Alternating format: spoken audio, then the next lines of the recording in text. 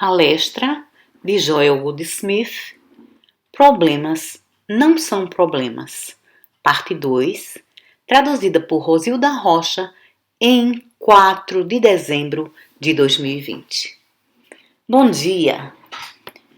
Em uma de nossas classes, um estudante disse: eu li a afirmação de que eu nunca vi um justo mendigar o pão. Entretanto, tenho visto curadores bons e conscientes e professores que devotaram a si mesmos à vida espiritual, ao ensinamento espiritual, à cura espiritual, terminarem na pobreza, na falta. Minha resposta foi: você estava presente quando Jesus estava na cruz? Ou João na prisão em Patmos? Ou Paulo na prisão em Roma? Eu presumo que diria que Deus os havia abandonado. Vendo Pedro algemado, você aceitaria isso como uma deserção da parte de Deus. Então, diria: eu vi o justo mendigar o pão, porque eles eram justos e estavam na prisão, estavam sendo fritos no óleo, foram executados. Não, você está julgando pelas aparências. Se estivesse ao lado dos cristãos que foram jogados aos leões, você diria: eu não conseguiria passar por isso, nem mesmo por esse grande ensinamento. Todavia, estaria enganado, porque estaria vendo e falando através das limitações da mente humana. Cada mártir que passou pela prisão ou morte alcançou um lugar em consciência onde pôde ver através da ilusão da morte, pois sabia que a morte não existe. Então, os que foram para a cova dos leões ou para a cruz ou passaram através do fogo não tinham pensamento algum sobre a morte.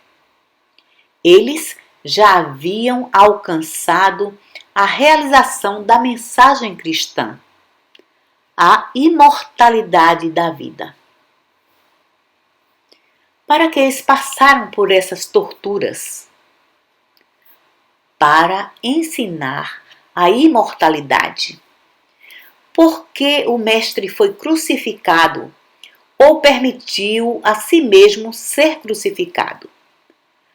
Para que pudesse demonstrar a imortalidade. Assim, como podemos dizer que ele foi para a morte? Em nosso favor, ele passou pela crucificação para provar que não existe morte. Porque os mártires permitiram a si mesmos serem jogados aos leões.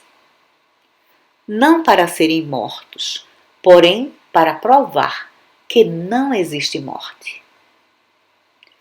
Você não poderia oferecer a si mesmo dessa maneira até que tivesse alcançado a visão de que não existe morte.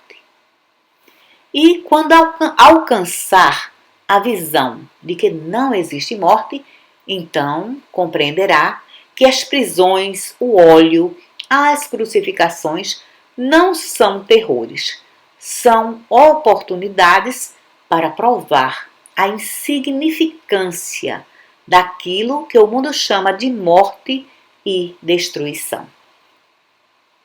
E assim é com nossos problemas. Vamos supor que temos um problema de doença. Vamos supor que alguns de nossos amigos têm problemas de pecados muito graves. Por que deveríamos nos preocupar em como podemos nos livrar desses problemas, quando nossa função é provar a insignificância deles? Nisso reside o segredo. Nossa função é provar a insignificância de todas as aparências que o mundo chama de discórdia. Então, por que ficar preocupado quando nos chega uma outra oportunidade para provar, primeiro para nós mesmos e depois para nosso mundo, que isso é verdade? Você sabe que se saísse daqui hoje com a absoluta convicção de que nem pecado, doença ou morte são realidades, nunca mais se preocuparia em ter que enfrentar tais aparências. Por que diria? Porque está preocupado quando minha vida está sendo devotada a provar a insignificância daquilo que aparece como pecado, doença, morte, falta e limitação. Então, se vê a mim ou a minha família, meus pacientes, estudantes, enfrentarem tais aparências, como Jesus na cruz, João em Patmos, ou Paulo na prisão, ou Pedro algemado, eu deveria dizer: obrigado, Pai. Me foi dado antecipadamente a percepção de que essas aparências não são nada. Não vou tentar me livrar delas ou ultrapassá-las. Estou orgulhoso de dar testemunho do fato de que isso não é nada. Então, quando sou capaz de demonstrar realmente em minha experiência pessoal ou na experiência de meus amigos, meus pacientes, estudantes, minha família, quando sou capaz de demonstrar que todas as aparências que o mundo está temendo, inclusive o inimigo final, não é realidade, mas somente aparência, você não vê que dessa forma, e somente dessa forma, pode o mundo despertar para a realização da verdade espiritual? Agora, esse é o momento, essa é a manhã, essa é a sessão na qual deve se tornar claro para nós que não estamos lidando com um estudo sobre como ultrapassar pecado, doença, morte, falta e limitação. Mas que estamos estudando, meditando, ponderando sobre a grande verdade espiritual de que essas coisas existem somente como aparências, não como realidade.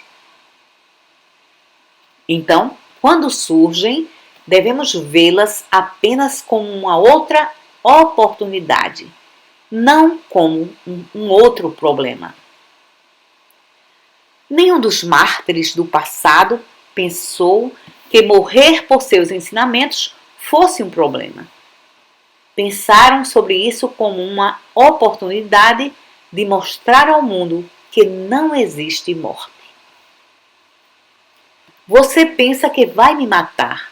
Você pensa que vai matar esse ensinamento. Porém, não pode matar esse ensinamento da mesma forma que não pode matar a verdade de que 2 vezes 2 são 4. Todos os matemáticos morrerão, mas não a matemática. E assim é com a vida. Você pode pensar que as vidas e os corpos dos primeiros mártires foram destruídos. Você pode até pensar que conheceu pessoas na metafísica que morreram. Todavia, se isso aconteceu, elas apenas morreram para seus sentidos físicos, porque você ainda não se elevou o bastante para saber que todo o segredo da revelação espiritual é que a vida é eterna e que devemos dar as boas-vindas a cada oportunidade que se apresenta para provar para nossos estudantes e através deles para o mundo que a morte é ilusão, que doença não é realidade. Não é para ser temida, não é para ser odiada. Agora, um curador se diz bem-sucedido se tem umas poucas centenas ou uns poucos milhares de pessoas, pobres, doentes, pecadoras, morrendo e vindo lhe pedir ajuda. Todavia, ele pensa que é um fracassado se ele mesmo ficar doente. Consegue ver como tudo isso é errado? Vamos impersonalizar por um momento. Vamos esquecer que eu e você somos vítimas do pecado e da doença. Vamos esquecer isso. Vamos tomar isso como um princípio. É pecado, doença, morte uma realidade? Eles têm uma existência real? Eles têm leis para mantê-los e sustentá-los? E a resposta, do ponto de vista espiritual, é não. Tu não terias poder algum sobre mim, exceto se viesse do Pai Celestial. Porém, justamente agora, o telefone toca e alguém diz: estou doente. Então, sorrimos e dizemos: estávamos justamente falando sobre esse assunto. Estamos bem preparados para enfrentar essa situação agora, porque estávamos justamente ponderando sobre a ideia da irrealidade de todas as aparências. Assim, damos as boas-vindas a essa oportunidade de provar a insignificância daquela condição sobre a qual ouvimos pelo telefone. E então vamos embora. Porém, daqui a uma hora, temos uma dor de estômago, ou uma dor de cabeça, ou uma dor no pé. E dizemos: eu tenho um problema. Por que isso me aconteceu? Agora veja, por que isso aconteceu a outra pessoa? Somente por uma razão. Essas são oportunidades. É para isso que temos estudado. É para isso que temos sido preparados. Estamos sendo preparados para sermos capazes de enfrentar toda a aparência de discórdia na percepção de sua natureza verdadeira como sendo um nada, desfilando como se fosse alguma coisa. Então, quer venha através de uma chamada de alguém ao telefone, ou quer venha como uma chamada de nosso próprio corpo, ou de nosso próprio filho, vamos abordá-la da mesma forma. Isso não é um problema. Isso não é algo que tenha que criticar. Isso é a própria causa pela qual estou vivendo. Essa é a própria causa pela qual estou devotando horas de estudo, dólares e mais dólares, leituras sobre leituras. Essa é a oportunidade para mostrar ao mundo que essas coisas que ele tem temido e odiado não têm poder de forma alguma. Não tem nenhuma presença, exceto na alucinação de nossa ignorância, de nossa deseducação, de nossa falsa educação. Agora, isso é uma simples questão de perguntarmos a nós mesmos, constantemente, durante os anos de nosso estudo. Cheguei à conclusão de que doença não tem lei, pecado não tem lei, pobreza não tem lei, falta não tem lei. Cheguei à conclusão de que a totalidade de Deus faz com que cada sentido de discórdia, justamente isso, um sentido de discórdia, não discórdia. Cheguei à compreensão de que, sendo Deus o todo, isso exclui a possibilidade de existir um ser separado de Deus, uma vontade separada da vontade de Deus, uma lei separada de Deus. Se aceitei essa verdade, então posso ser tão livre que posso me sentar em meu escritório ou em minha casa e deixar que 1000 pessoas venham buscar a minha ajuda, sabendo que todas elas estão vindo a mim por apenas um propósito: receber a certeza, através da minha certeza, de que essa aparência não é aquilo que parece ser. Não é o que está reivindicando ser. Não é lei, não é causa, não é um ser, não existe.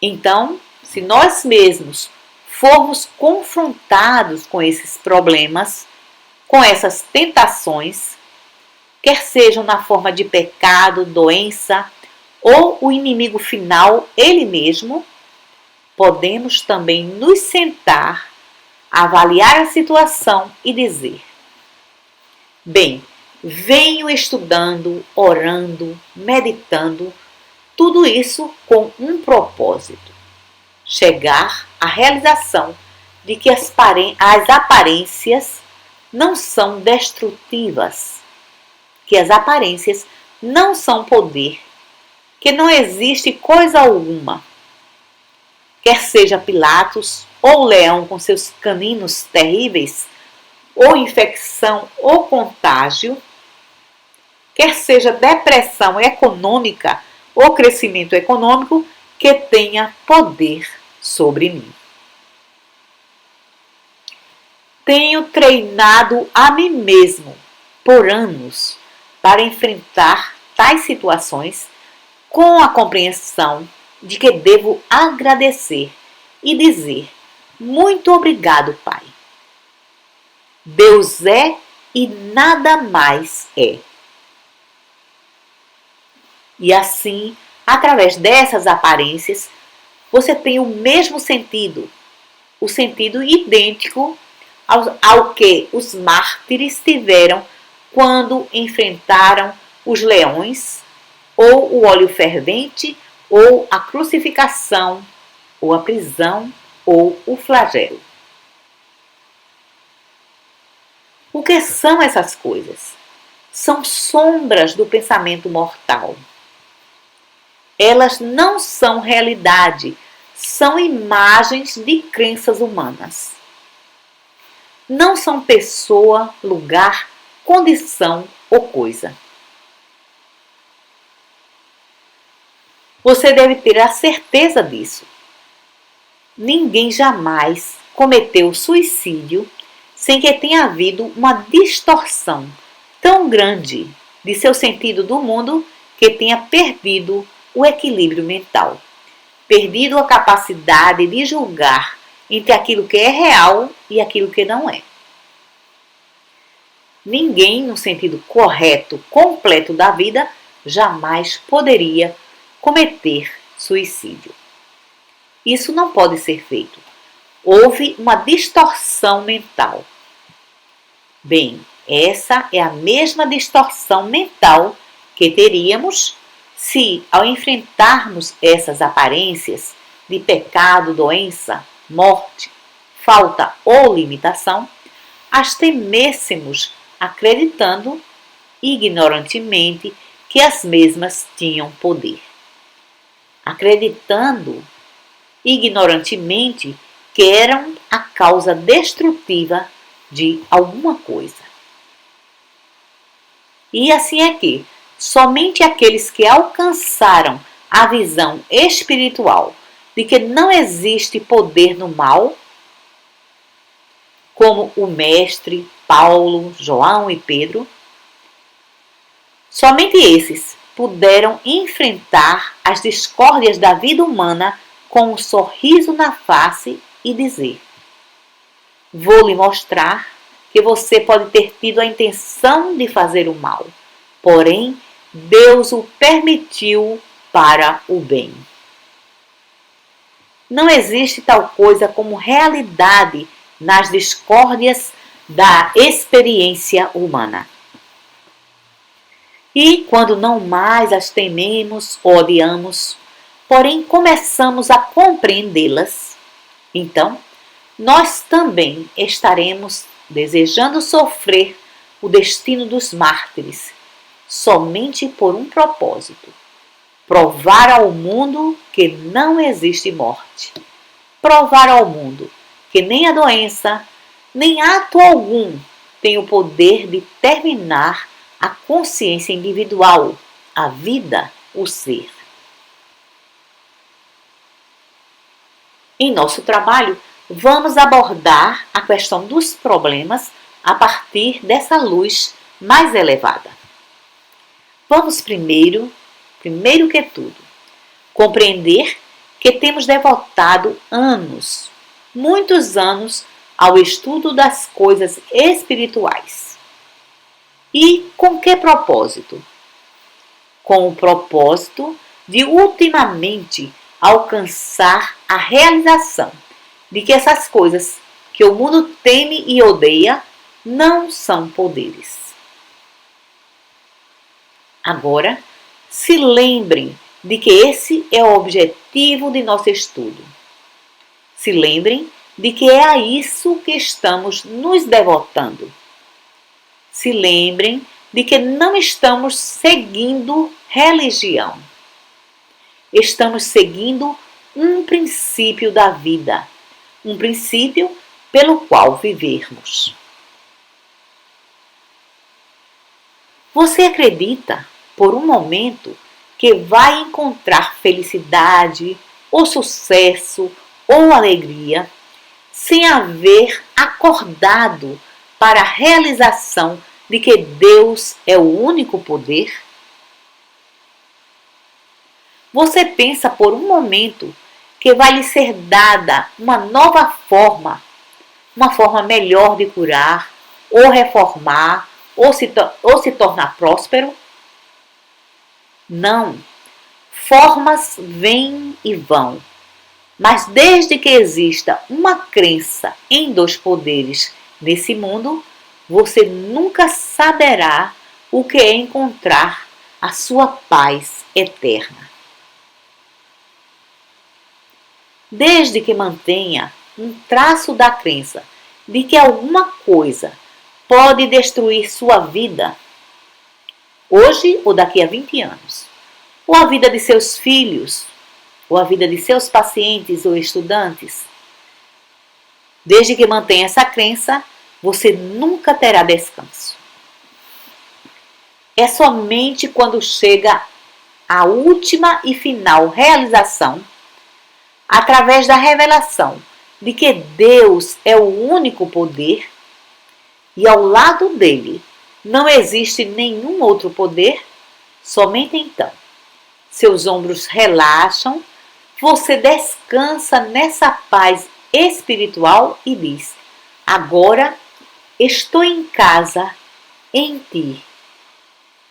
Porque agora eu sei que não existe coisa alguma a temer, que não existe coisa alguma contra a qual usar o poder de Deus.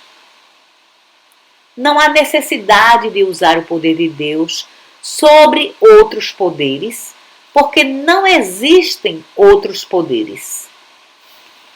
Esse é o segredo final. Não o desvendará até que uma quantidade suficiente de problemas tenham se apresentado a você, quer sejam seus próprios problemas ou dos outros. E terá a oportunidade de dizer: tive toda sorte de pecados à minha frente, toda sorte de tentação, toda sorte de doenças, toda sorte de pobreza, toda sorte de riqueza, e nada disso me amedrontou. Não olhei para essas coisas que tive que enfrentar como se fossem problemas. Como podem ser problemas se não existe poder algum nelas? Consegue ver a forma diferente de vida que começa a se abrir quando você aceita Deus? Pode ver então que você não teme o que pode acontecer a pessoa alguma? Você não pode temer o que vai acontecer a você mesmo. Agora você compreendeu um princípio da vida. Foi por essa razão que no trabalho maçônico original, nos dias do rei Salomão, foi ensinado que se você soubesse a senha, que é eu sou, então você viajaria por todo o universo e receberia salário de mestre. Tudo de que precisava era de uma senha. Essa mesma verdade é verdade hoje. Desde que você tenha essa senha. Muito obrigado, Pai. Eu sou. Tudo que Deus é, eu sou. Tudo que o Pai tem é meu. Aonde eu estou, Deus está. Eu e o Pai somos um. O reino de Deus está dentro de mim. Dessa forma, com ou sem roteiro pessoal, você pode fazer as malas e sair em sua jornada aqui e agora.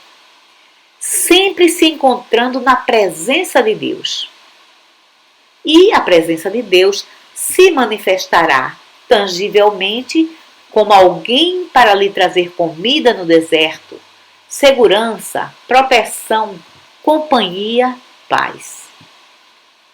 Mas somente quando chegar à compreensão de que não existe perigo, não existe separação, não existe divisão. Até que chegue a essa compreensão, você terá problemas e os chamará de problemas. Mas não são problemas.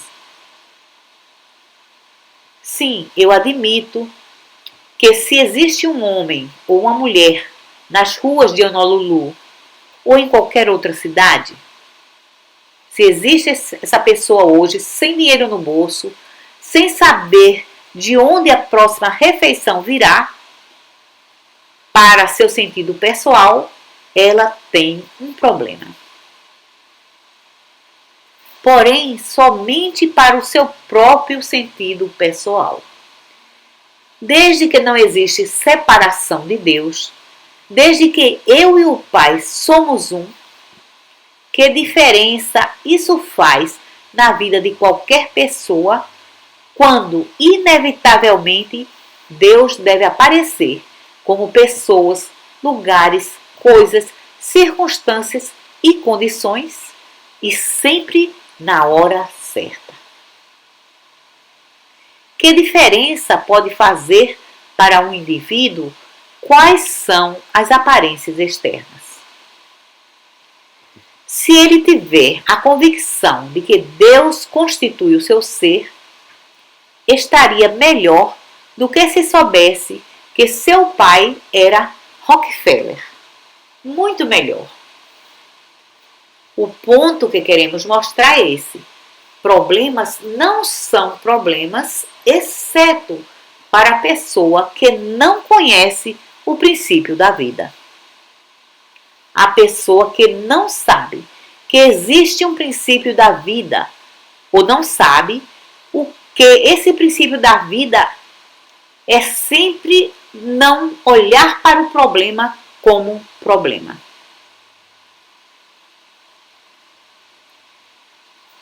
Mas aquele que alcançou a compreensão da mensagem de Cristo não tem problema e pode enfrentar as garras do leão, pode abrir o mar vermelho, pode enfrentar a experiência do deserto, pode enfrentar o vale da sombra da morte sem chamar isso de problema.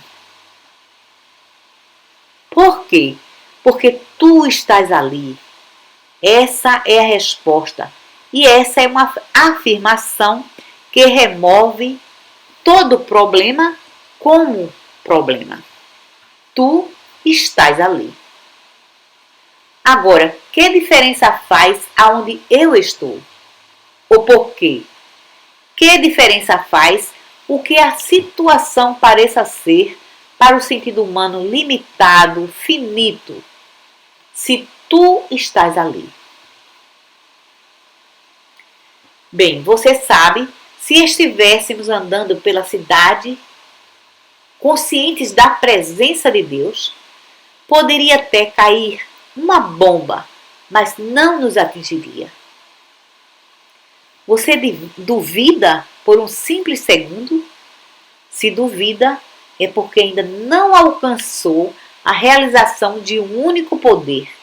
E assim, pensa que existe um poder separado e à parte de Deus, um poder destrutivo.